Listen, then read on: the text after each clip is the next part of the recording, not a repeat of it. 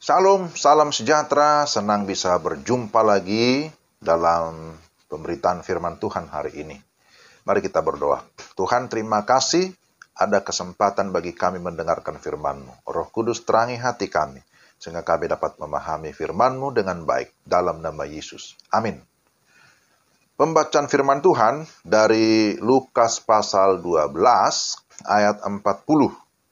Hendaklah kamu juga siap sedia, karena anak manusia datang pada saat yang tidak kamu sangkakan.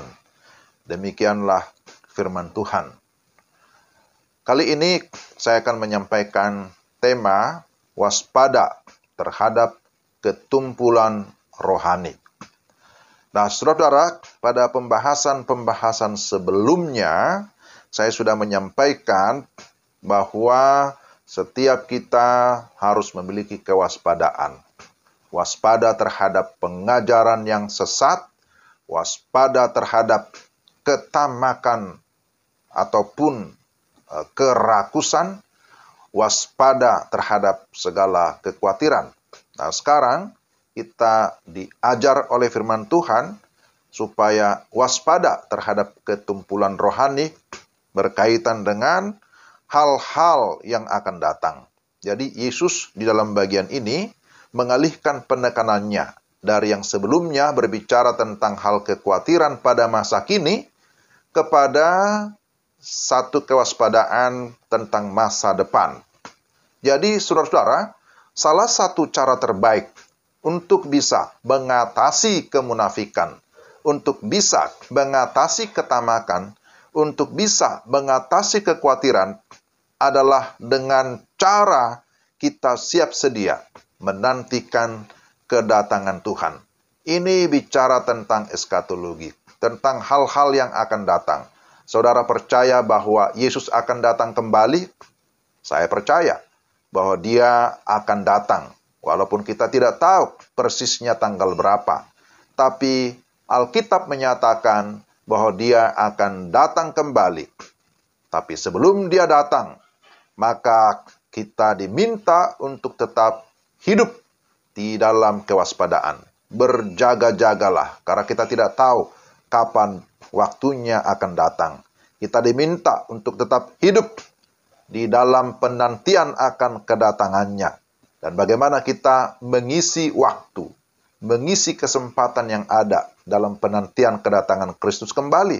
Kita harus mengisinya dengan hal-hal yang bersifat kekekalan. Jadi, saudara-saudara, ketika kita mengarahkan pandangan kita kepada Kristus, ya, yang akan datang itu, maka sesungguhnya sulit bagi hal-hal duniawi untuk memikat hati kita.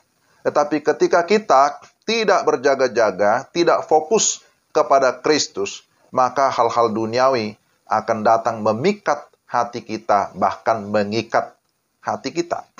Maka dalam menantikan kedatangannya sekali lagi, kita diajar supaya sebagai orang-orang percaya tetap berjaga-jaga, tetap bersiap-siap, tetap dalam keadaan dalam keadaan yang hidup, dalam keadaan yang bernyala-nyala bagi Kristus.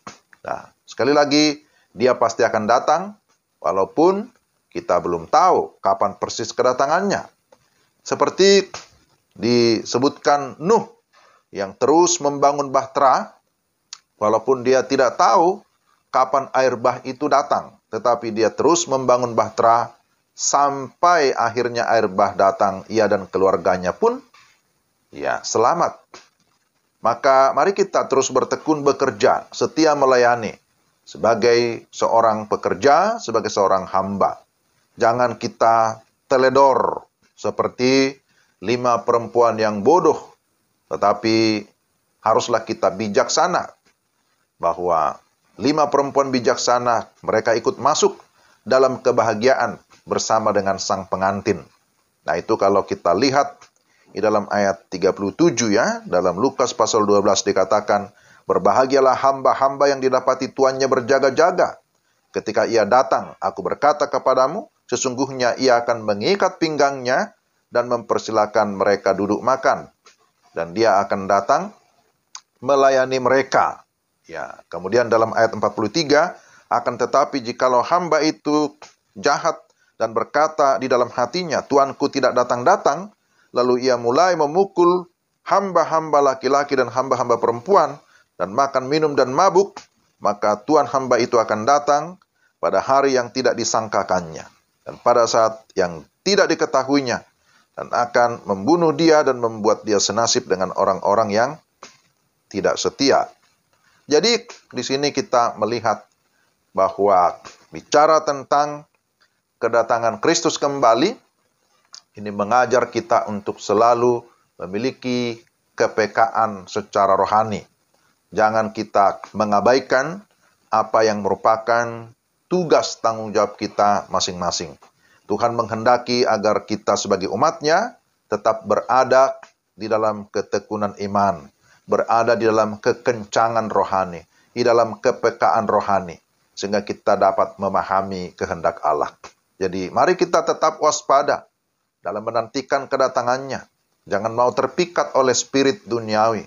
Jadi kita harus berani berkata dengan tegas, tidak kepada kemunafikan, tidak kepada ketamakan, tidak kepada kekhawatiran, tidak kepada keteledoran. Tetapi kita berkata, ya kepada Tuhan.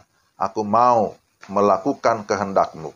Kita mengisi kehidupan kita dengan hal-hal yang bermakna, dengan hal-hal yang berguna. Kita mau melayani Tuhan. Kita mau menjadikan hidup kita menjadi berkat bagi banyak orang dimanapun kita berada. Kita mau tetap setia memberitakan firman Tuhan, Injil Kerajaan Allah. Karena salah satu tanda yang disebutkan dalam Matius 24 ayat 14, bahwa kedatangan Kristus kembali adalah ketika Injil Kerajaan Allah sudah sampai kepada segala bangsa. Jadi ini hal-hal yang sangat penting kita perhatikan. Mari kita terus hidup di dalam Tuhan. Kita tetap setia di dalam firman. Kita tetap setia di dalam melakukan apa yang merupakan kehendak Tuhan. Mintalah kepada Roh Kudus supaya kita senantiasa memiliki kepekaan rohani sehingga kita tidak menjadi tumpul. Ya, kiranya Tuhan menolong kita. Mari kita berdoa. Tuhan, terima kasih. Renungan hari ini, firman Tuhan hari ini mengingatkan kami bahwa Kristus akan datang kembali untuk menunjukkan kekuasaannya, bahwa dia adalah Raja yang kekal. Dia adalah Hakim yang adil. Maka dalam menantikan kedatangannya, kami diminta untuk siap sedia. Kami tetap berjaga-jaga dengan mengisi kehidupan ini dengan hal-hal yang bernilai kekal, yang berkenan kepada Tuhan, yang memuliakan Tuhan. Tolong kami semua di dalam nama Tuhan Yesus. Amin. Demikian renungan kita. Tuhan memberkati saudara sekalian. Shalom.